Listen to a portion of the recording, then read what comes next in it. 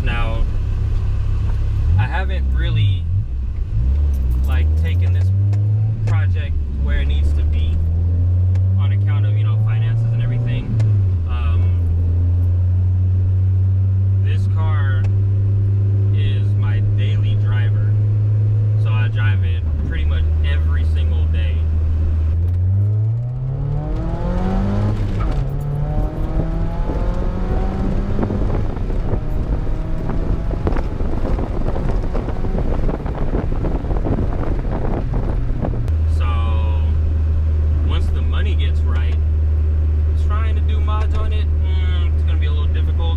I get the other Miata on the road. There's nothing wrong with that car at all, just legal matters to attend to. And so, oh, thank you.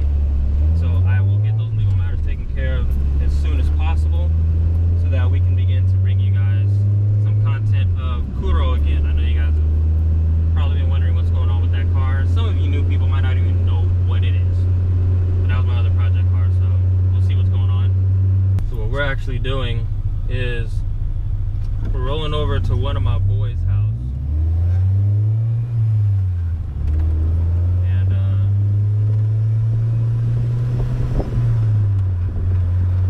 what we're gonna do is just kind of like surprise him. He's probably not gonna be home. This dude is never home. I don't know how he finds the time for his bills when he's never at home. I shall be neither seen nor heard. I swear this dude works in the dark. When everybody else is asleep in the dead of night, he goes out there and wrenches on his car. So let's see what's going on here. We're pulling up to this dude's house,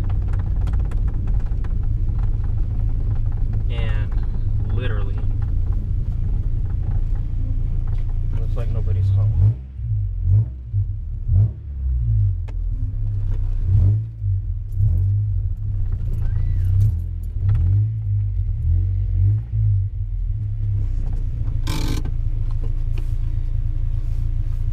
I guess we can give this Charles a call real quick. By the way, everyone's Charles. So, when you meet these people and you wonder, like, man, why does he call this one Charles? Why does he call this? Don't worry, everybody's Charles, even you're Charles. And in fact, the saying we have is everyone's Charles. So, shout out to the Juggernaut videos on YouTube, and shout out to all the people that know about that. If you don't, then I don't know what to tell you. Anyways, let's see what this dude is doing.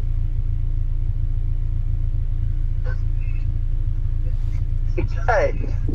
Oh, why did I even call this dude? He's sitting here right behind me. I was like, somebody about to get shot. A few things I like about the Mazda MX-5 Miata, especially coming from me. I've never owned one before, and all of a sudden I ended up with two of them. What I love about it is it's a small compact car. I mean, those parking spaces that you're forced to pass up, you know, downtown or at the park or anywhere on the street because your car's too big, well, this one fits in just nice. It's also easy to maneuver through traffic, get in those I guess hard to get into places, you know, people being jerks on the road don't want to let you over. But with this car, it's pretty much not a problem. The only thing that needs to happen is they need to get up to speed. I also enjoy the fuel economy of it, which when turboed will go out the window. But this car actually does pretty good. Like almost every time, if I'm not hooning it, close to 300 miles every tank. Just a 12.7 gallon tank, but I pretty much get the most out of it. So when I fill this car up, I don't have to fill it up for like another week and a half. But usually I have to fill it up like in 4 days if I'm deciding to hoon, like you guys have seen in other videos.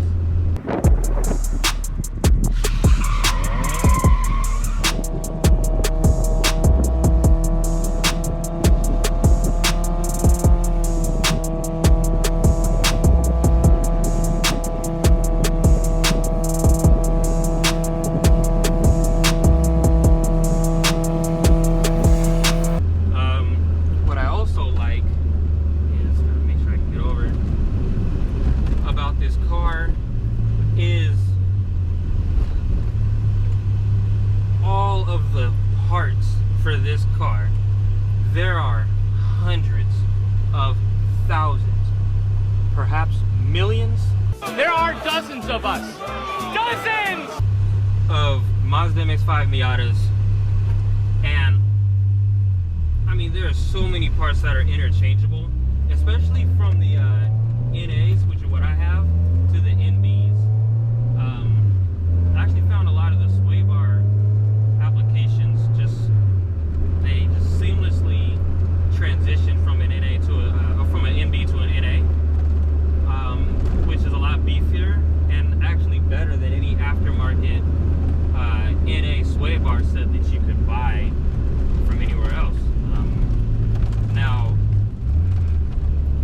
I know some of you who may have a far superior knowledge about Miata than I do would probably argue that. So please don't say, yeah, I heard it from Darren. That's exactly what it is. No, that was something that I had heard from another Mazda Miata enthusiast who was trying to get me up on game. That's right, the limited slip differential. Now,